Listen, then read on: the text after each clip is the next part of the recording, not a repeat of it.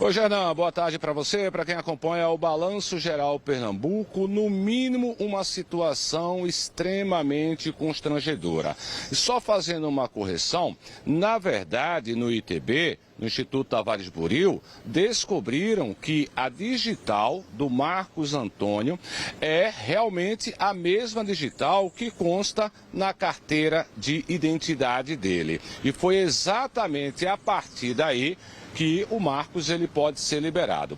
Uma história que começou ontem, né? Domingo, o Marcos não tinha a mínima ideia do que iria acontecer com ele, se organizou, foi fazer a prova do Enem em uma escola no bairro do Pina, zona sul do Recife. Chegou lá cedinho, 11 e pouca da manhã, quando deu 1h30, começou a fazer a prova. E por volta de 3h40 da tarde, ou seja, 2h10 aí, ele já estava na sala de aula, já tinha inclusive respondido lá pelo menos 30 questões, ou seja, 33% de uma prova que constava 90 questões, mais a redação. E eis que o Marcos, ele é chamado pela coordenação e recebe a informação de que deveria sair da sala porque tinha um documento para assinar. O Marcos está aqui e esses detalhes quem vai trazer é exatamente ele que passou por essa situação, repito, tão constrangedora.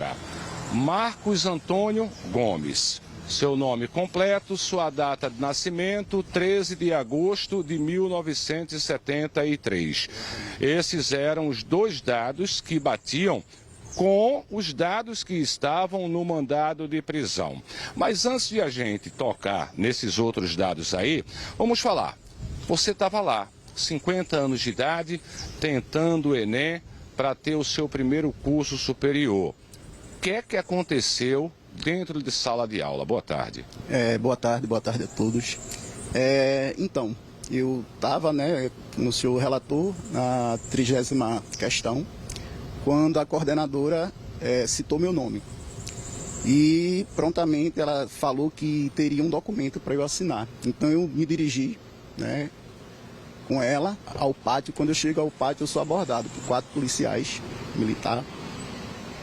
E eles falam para mim que tem uma ordem de prisão. 4 policiais militares estavam fardados? Estavam todos fardados. Além das pessoas ao redor, zelador, vigilante e outros funcionários lá, o pessoal da coordenação do Enem. E eu fiquei estarrecido, fiquei em estado de choque na hora, porque eu não estava acreditando no que estava acontecendo ali naquele momento. Até então, porque eu sei quem eu sou, eu confio na minha inocência. Eu fiquei atordoado. E ele pediu o meu documento, eu passei o documento para ele, e ele olhou e verificou. E na hora ele viu que o nome da pessoa que estava sendo procurada era igual, a data de nascimento, a filiação já não batia e a pessoa era de uma cidade da Paraíba. Catolé do Rocha. Catolé do Rocha, exatamente. E no teu documento, qual é teu local de origem? Recife, Pernambuco, há 50 anos. Ou seja, batia o nome Marcos Antônio Correia Gomes da Silva, aliás, Marcos Antônio Gomes da Silva, o nome igual. Data de nascimento, 13 de agosto de 1973, ok, também batia com o mandado de prisão. Filiação e local de origem não, né? Não. Essas duas informações não batiam, não coincidiam. Aí eles olharam aquilo. O que é que eles te disseram? Repete pra gente o que é que exatamente te disseram ali na hora que te abordaram.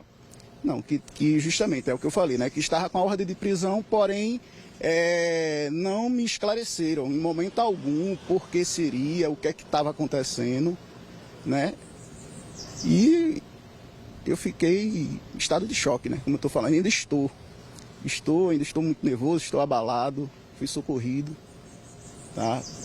Porque um negócio desse não é para mim, Você fica arrasado.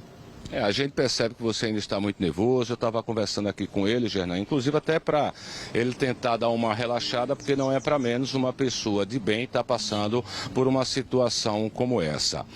E aí, você é abordado, chegaram a te mostrar esse mandado de prisão? Não, em momento algum me me mostraram o mandato de prisão e a coordenadora mesmo que foi me procurar na sala, ela chamou todo mundo para a coordenação, para uma sala de coordenação e também em momento algum me deu apoio algum, pelo contrário, tanto o superior da Polícia Militar como o superior da senhora lá, do Enem, deu ordem para que me levasse, entendeu? Para que me retirasse lá da escola. Vendo que a filiação não batia, que o teu nascimento, o local do nascimento não batia, o que é que os policiais disseram? Não, assim, eles não chegaram a me esclarecer nada, mas assim, demonstraram que assim, que já estavam cientes que era um equívoco. Era um engano, era um mero engano. Me levaram para fazer o reconhecimento da digital só por ordem mesmo do superior deles, né? Chegaram a telefonar para alguém? Isso, correto. Você não sabe com quem eles falaram? Não sei com quem eles falaram. Bom, é aquela coisa, né? A gente sabe que não é a primeira vez que a polícia prende alguém que de fato tem mandado de prisão, que cometeu algum crime, e a polícia aproveita exatamente não só o Enem, como também outros concursos aí para cargos públicos, porque a pessoa às vezes não sabe que tem esse mandado de prisão contra ela, ou acredita que naquele momento ela pode fazer, como é muita gente, ninguém vai perceber. Só que no caso do Marcos, como ele estava falando, 2h10 de prova. As provas começaram 1h30. Ele chegou lá às 11h40, entrou depois do meio-dia e ficou lá aguardando. Já estava na 30ª questão, repito, de uma prova que tem um total de 90 questões, mais a redação. E aí o que é estranho é que normalmente, Marcos, numa questão de mandado de prisão, a pessoa pelo menos apresenta o documento, seja de prisão, seja de busca e apreensão, apresenta o documento para que a outra parte fique ciente. Em nenhum momento te apresentaram esse documento? Não, em nenhum momento.